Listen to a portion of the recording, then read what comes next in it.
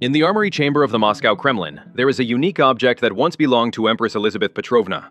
At first glance, it appears to be an artfully crafted copper globe, dated 1746.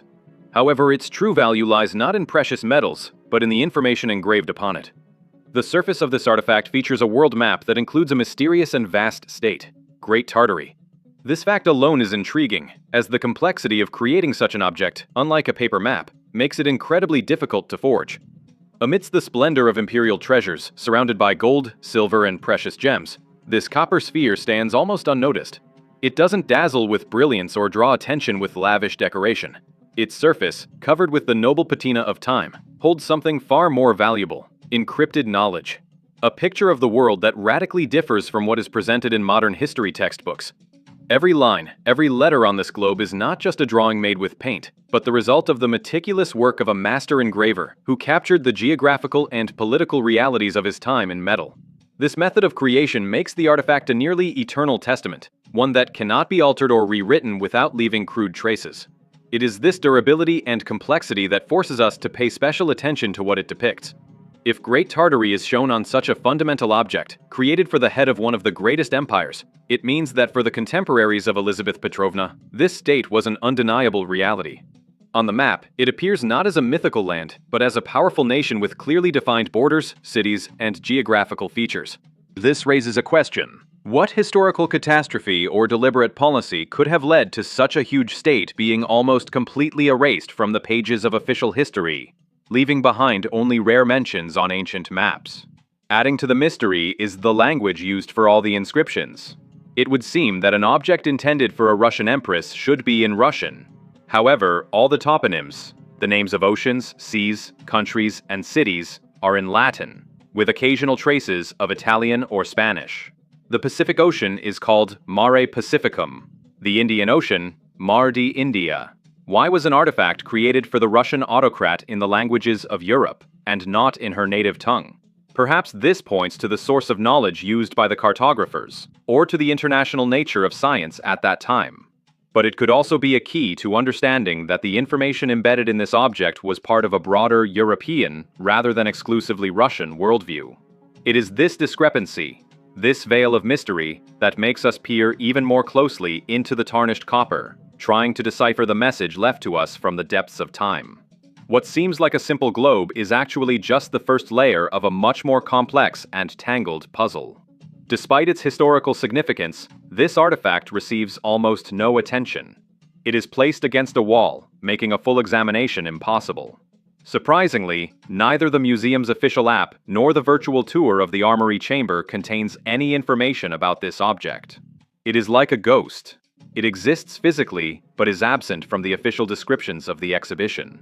This veil of silence only strengthens the suspicion that something more is being hidden behind the ordinary display, and that the back, the side hidden from visitors, holds the key to the puzzle. The globe, or whatever it's called in the Kremlin, stands aside, leaning against a wall, as if deliberately hidden from curious eyes. In a hall displaying crowns, scepters, and other symbols of unfading glory, this object seems like an exile. Visitors, who come to admire the magnificence and luxury, walk past it without stopping. And this is not just a curiosity, but possibly a deliberate decision. If the exhibit were displayed so that it could be walked around and viewed from all sides, it would be logical and proper from a museum standpoint.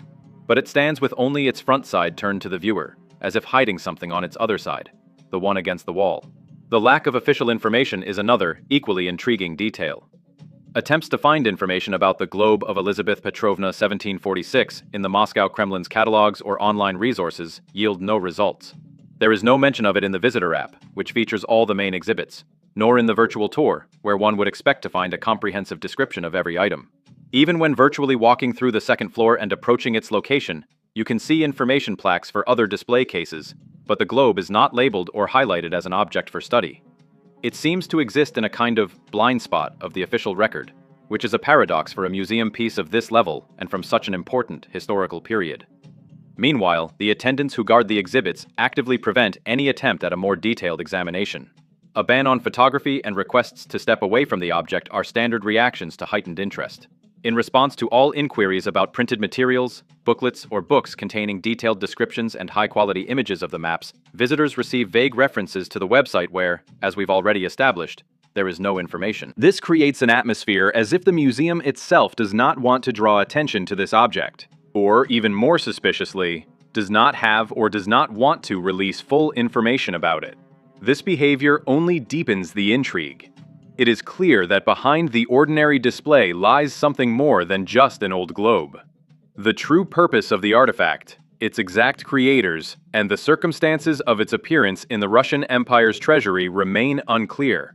All this compels one to search for information not in official sources, but in completely external ones, to conduct a personal investigation to pull this object out of obscurity. And it is in this secrecy, this deliberate ignorance, that a clue lies. The answer to all questions, including the true nature of the object and the reason for the cartographic discrepancies, must be on that unseen side, pressed against the wall which the museum so carefully hides from prying eyes. And yet, even on the visible part, when examined with a light that helps overcome the darkening of the copper engraving, details emerge that defy simple explanation. A study of the geographical names and the arrangement of the continents reveals astonishing inconsistencies with the knowledge considered standard for the 18th century. This is not just a geographical curiosity, but a full-fledged cartographic anomaly that challenges the entire timeline of the great geographical discoveries and history. If an artifact created for an empress demonstrates knowledge decades ahead of its time, then this is no longer just a globe, but a true time machine, capturing unknown pages of the history of science and geography. This metal sphere is, in essence, a cartographic ghost, displaying knowledge that, according to official science, simply could not have existed in the mid-18th century. The most striking example is the outline of Sakhalin, labeled Ost-Saghalien. On the globe, it is unmistakably separated from the mainland by a strait. However, the history of geographical exploration of this region tells a completely different story.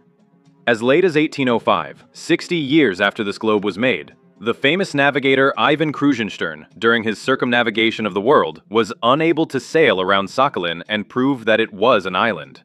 Doubts remained so strong that even after Japanese expeditions in 1808 confirmed Sakhalin's island status, many European and Russian maps continued to depict it as a peninsula connected to the mainland. The final word in this long-standing dispute was put by Gennady Nevelskoy only in 1849, when he discovered the strait that would later be named after him. A logical question arises. How did the masters who created the globe for Elizabeth Petrovna in 1746 have information that became known to world science only a century later? A random guess? Or a stroke of genius? Unlikely, given the precision and complexity of making such an artifact. This is not just a cartographer's error. It is knowledge that was a whole century ahead of its time. This suggests the existence of some alternative sources of information, maps or expeditions, sviedenia of which have not reached us or were deliberately concealed. No less puzzling is the coordinate system used on the globe. The prime meridian, labeled in Latin as Primus Meridianus, passes through Iceland, lightly touching the eastern coast of Greenland. This choice seems extremely strange for an artifact created in St. Petersburg. By that time, a war of the meridians was already underway in the world. Every major maritime power sought to draw the zero mark through its capital or main observatory. For Great Britain, it was Greenwich. For France, Paris. In Russia, with the founding of the Pulkovo Observatory in 1839, its own Pulkovo meridian was established. But even before that, it would have been logical to expect that on a map intended for the Russian Empress, some significant object for the Russian Empire would be taken as the point of reference. The choice of Iceland deviates from this logic and indicates that the creators of the globe relied on a completely different cartographic tradition, unconnected with the British, French, or Russian scientific schools of that time. This coordinate system is another key to the puzzle, hinting at the existence of a forgotten scientific center or a lost system of knowledge about the world. These details are merely precursors to the main revelation. For if the creators of the globe knew more about geography than their contemporaries, what could they have known about the political structure of the world? And it is here, in the center of the Asian continent, that the map presents its biggest surprise. It is here, in the very heart of Eurasia, that the world map is turned upside down. Instead of the familiar vast expanses of Siberia being developed by the Russian Empire, the globe shows a colossal country whose name echoes forgotten legends. Tartaria Magna, Great Tartary, is not just a geographical term for unexplored lands. On this artifact, it appears as a full-fledged, sovereign state with clearly drawn borders. In the north, it borders the Imperium Rossiacum, with the boundary running significantly further south than we are used to seeing, leaving Tartary vast territories that are today considered part of Russia. This is a geopolitical phantom made real on copper. Its domains stretch from the coast of the Caspian Sea in the west to the shores of the Okhotsk and Japan Seas in the east. In the south, Tartary borders Persia and the Mughal Empire in India. It includes extensive territories, including the mountain systems of Tibet, and legendary cities like Samarkand, which is shown as one of the key centers of this state. This is not a wild, uninhabited land, but a civilization with a developed urban culture and an established statehood. Moreover, the map shows a complex internal structure of this giant entity. In the east, adjacent to China, is Tartaria Chinensis, or Chinese Tartary. And here we find another astonishing discovery. The Great Wall of China on this map serves its original function. It is not an internal tourist attraction, but a real state border, separating China from its powerful northern neighbor, Chinese Tartary. This completely changes our understanding of the history and purpose of this greatest of structures. The wall here is not a defense against mythical nomads, but a boundary between two civilizations.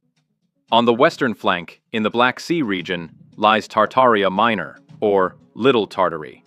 Its domains cover the entire Crimean Peninsula, as well as the lands around the Sea of Azov, including strategically important points like Ochakov and Perekop. This territory borders the European possessions of Turkey, making Little Tartary an important player in the complex political game of Eastern Europe. Thus, the globe of Elizabeth Petrovna paints a picture of a world in which the Russian Empire was far from the only superpower on the Eurasian continent. Alongside it existed a neighbor of equal scale and, possibly, influence. This fact calls into question the entire official interpretation of the history of the development of Siberia and the Far East. If these lands belonged to another state, then their annexation was not a peaceful colonization, but the result of a long and probably fierce confrontation, the memory of which was for some reason completely erased from the historical annals.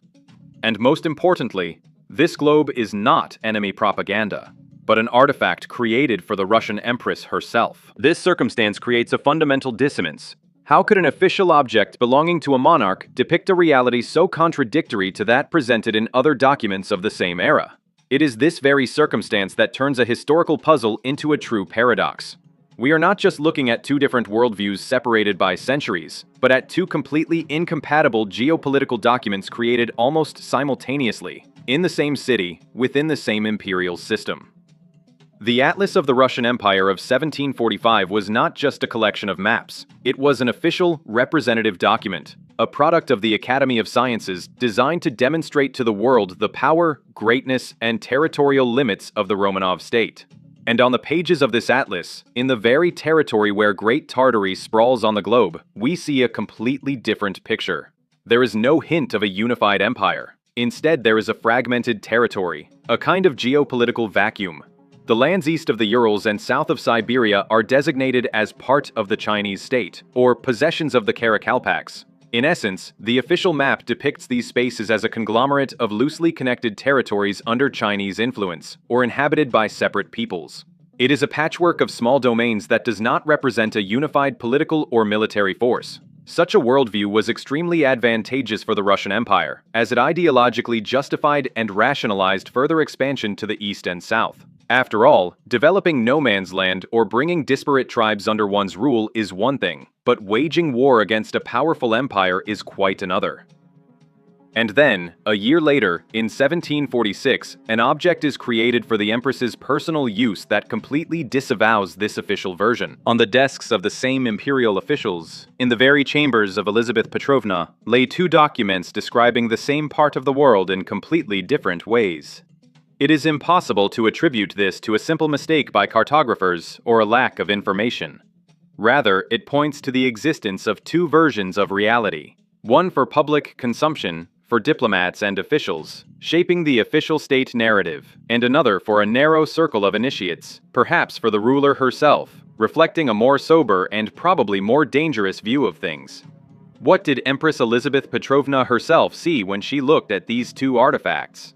Did she see in the 1745 atlas a convenient political fiction, a map of future conquests? And in the 1746 globe, a harsh reality, a reminder of a powerful neighbor that had to be reckoned with? This gap in the data, this coexistence of two mutually exclusive worldviews in the highest echelons of power, forces us to reconsider not only the history of one region, but the entire system of knowledge and political ideas of that time. Perhaps the globe, made in Latin and using a non-Russian coordinate system, was based on some foreign, possibly more accurate intelligence data that diverged from the official position of St. Petersburg. This was not just a map, but a secret report, cast in metal. And upon closer inspection, it becomes clear that Great Tartary is only the most noticeable, but far from the only, strangeness on this amazing map, which offers an alternative view of the entire 18th century world. Great Tartary is just the tip of the iceberg, the most prominent anomaly in a world that seems to have existed in some parallel universe. One need only look away from the center of Eurasia, and a kaleidoscope of geographical and political puzzles unfolds. Let's move to the Far East. Here, Japan is presented not as a closed island nation, as it is usually depicted during that period, but as a full-fledged continental power. The entire Korean peninsula, according to the engraving on the globe, is part of its possessions. This detail radically changes the balance of power in the region, presenting Japan as a much more aggressive and expansionist state than is commonly believed in the official history of that time. Moving further east, into the vast expanses of the Pacific Ocean, we encounter a true geographical chimera. About halfway between Asia and America, there is a large archipelago labeled Arch S. Lazari, the archipelago of St. Lazarus. This is not a solitary islet that can be dismissed as an error, but a whole scattering of islands, comparable in size to the Philippines or the Japanese islands. However, on modern maps, this archipelago does not exist. It has vanished without a trace. What is it? A mythical land like Atlantis, the belief in which persisted among cartographers of the 18th century? Or was it a real landmass, swallowed by the ocean as a result of some massive natural disaster? Its very presence on the map calls into question our understanding of the planet's geological stability. Let's cross the Pacific and find ourselves on the shores of the New World. Here, 30 years before the signing of the Declaration of Independence, there is no hint of the future birth of the United States of America. Instead, the vast territory of the East Coast is designated as New England, and to the south, the names of individual colonies are visible: Pennsylvania, Virginia. This is a world frozen in the colonial era, whose political future has not yet been determined. Mexico and a significant part of Central America are united under the name Hispaniola Nova, New Spain, emphasizing the unshakable nature of Spanish rule. The entire map of America is a mosaic of European possessions, a world without a superpower which could have followed a completely different path of development. But perhaps the most astonishing discoveries await us in Africa. The north of the continent is occupied by a vast territory called Barbary. To the south, below it, lies Terra Negrita, or the land of the Negroes. However, the most surprising thing is the depiction of the Sahara Desert. On the globe, it is not a lifeless ocean of sand at all. Its territory is significantly smaller, and, most importantly, it is crisscrossed by numerous rivers and lakes, with cities marked on their banks. This image paints a picture of a much more humid and fertile climate in North Africa. This is not a desert, but a savanna, suitable for life and agriculture. Either the planet's climate in the mid-18th century was radically different, and the process of desertification was not yet so pronounced, or European knowledge of this region was so incorrect that it allowed them to draw rivers where for centuries there had only been sand. Each continent on this globe holds its own secret, its own alternative history. This is not just a map with isolated inaccuracies. It is a snapshot of a completely different reality, captured in metal. A world where giant empires exist, later erased from the maps, where ghost islands rise above the ocean, and deserts bloom. Looking at this accumulation of contradictions, one can't help but wonder, What really is this object? Perhaps it is not a map in the usual sense. Maybe its true purpose is the key that will unlock the secret of its strange content. And the answer to this question, as it turns out, has been right in front of us all along. The solution to this cascade of mysteries, it turns out, was hidden in plain sight, yet simultaneously out of reach. Behind the very surface that is so carefully hidden from visitors lies the key to the cipher. On the back of the sphere, directly beneath a relief image of the double-headed eagle, a clear and unambiguous inscription is engraved. First in Russian, in the solemn style of the 18th century, it proclaims, "To Her Imperial Majesty, the Most August Empress Elizabeth Petrovna, autocrat of all Russia, patroness of the arts and sciences, these universal sundials are presented. St. Petersburg, 1746." And below, to solidify its status and ensure clarity within the international scientific community of the time, the same text follows in Latin. This one phrase, universal sundials, turns everything on its head. This is not a globe, or rather, it is not just a globe. What we have here is not a static model of the planet intended for studying geography, but a highly complex and, for its era, high-tech instrument. It is a dynamic machine, an astronomical calculator designed to determine the time by the sun at any point in the world, and possibly to solve other navigational and astronomical problems. And in light of this discovery, all the previously incomprehensible details instantly make sense. The complex system of brass rings, axes, and discs that seemed like excessive decoration turns out to be a functional part of the mechanism. The scales with divisions from 0 to 360 degrees and Roman numerals from 1 to 12 on the equatorial ring and side discs are not decor, but precision measuring instruments for counting hours, minutes, and possibly months or zodiac signs. The axes with the mysterious names horizontis, horizon, and circulus crepusculorum, twilight circle, are nothing other than movable elements for modeling the horizon line and calculating the time of sunrise, sunset, and the duration of twilight for any given latitude. The unnatural tilt of the sphere in the display case is likely just one of the many working positions in which it could be set to perform calculations. But this revelation gives rise to an even deeper and more troubling mystery. If we are dealing not just with a map, but with a precision scientific instrument, then the requirements for the accuracy of that map increase exponentially. This is no longer an artistic depiction that allows for liberties. Every line, every continent, every island on this copper sphere is a fundamental database, on which the instrument performs its calculations. An error in geographical coordinates or the outlines of continents would render the sundial completely inoperable. And this means that for the creators of this instrument, scientists, engineers, and cartographers of the highest qualification, Great Tartary was not a myth, but an objective geographical and political reality. The island status of Sakhalin was not a guess for them, but a firm fact. The archipelago of St. Lazarus existed, and the Sahara Desert was crisscrossed with rivers. These anomalies were an integral part of the scientific worldview upon which the operation of this complex device was based. The artifact from the armory chamber is not just an alternative map. It is material proof of the existence of an alternative science, technology, and possibly even an alternative physics of the world, knowledge of which was, for some reason, lost or hidden. And now the main question changes its formulation. It is no longer, what is this object, but why is its true nature so carefully concealed?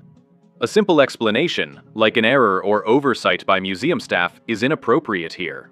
An exhibition of this level is thought out to the smallest detail.